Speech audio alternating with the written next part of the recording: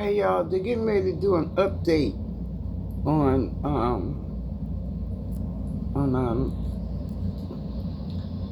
Nolan Wells. I guess they're doing an update. I just caught wind of this, so I'll post it once I hear it. But I did hear a little bit at the end of this before it ends. Comments that John Lemon made that really hit me. You guys can move or not. This is all happening in real time, just so you know. Can we move the guest to 12:30 in case something happens? Yeah, we asked them, waiting to hear And they back. haven't heard back. Okay. So I'll give it just a couple more minutes. But again, this was supposed to start at 11 o'clock. And as I told you in the very, very beginning of this show, that it's not like clockwork with these events.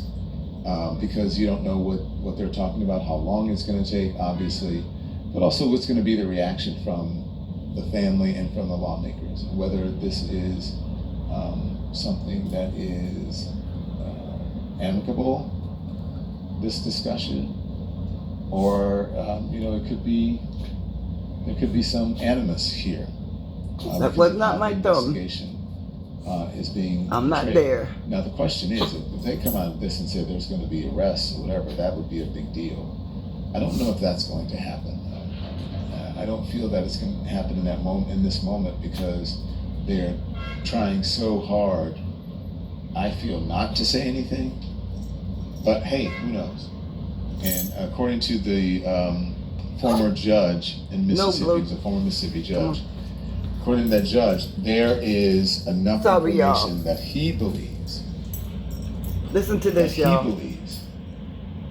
This is the judge, another judge. Should have led to an affidavit, to subpoenas, to search warrants, and ultimately to arrests. So that's what he believes.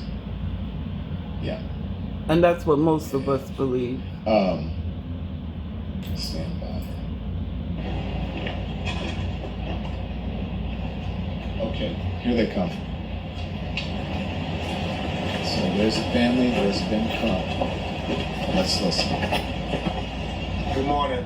I'm Attorney Ben Crump, along with Attorney Lisa Park, Attorney Eric Hurts, Justin Preston, and Cliff Jones. We have the honor of representing the family of Nolan Wells.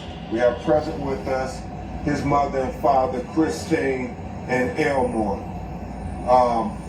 We've just had an opportunity to meet with District Attorney Angel McElgrath and some members of her team. We had a very respectful meeting. The thing I assume some of you may know, the thing to announce, she shared with the family that there will be a grand jury that she will turn this case over to once they have collected all the information and finished their investigation.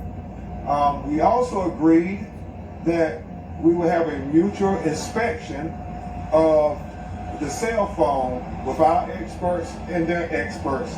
Attorney Eric Hurts is helping lead the investigation team with former law enforcement experts who are going to help us with the cell phone download.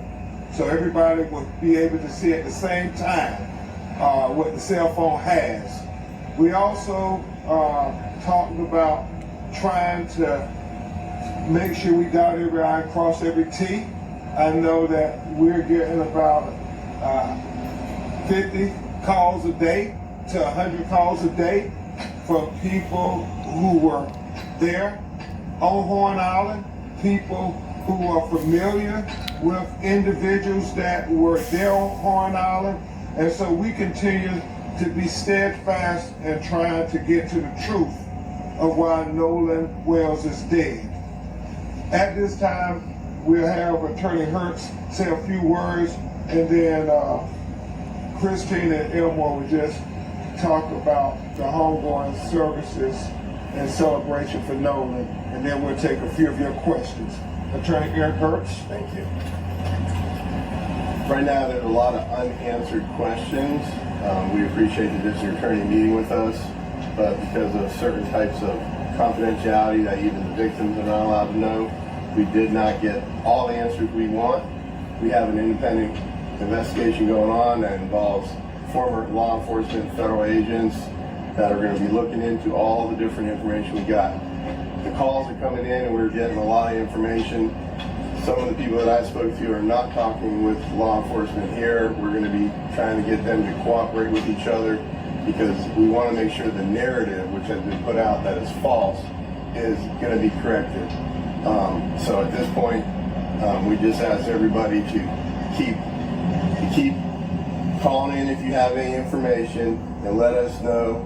And I personally, if we validate you're a legitimate call, we'll call you and talk to you. And I thank you all for showing up today. And now, Christine and Elmore will just share with you some details of the homegoing celebration for their son. Hello everyone. So the homegoing celebration, the funeral will be held at Central Point Church in Ocean Springs. It is going to be, visitation will be 9 to 11 and then the funeral will start after that. Wow, The this plan is is so for the repast because heart-wrenching. we want to celebrate Norman. And he would not He deserves it. want us to be sitting around He deserves it. crying and eating.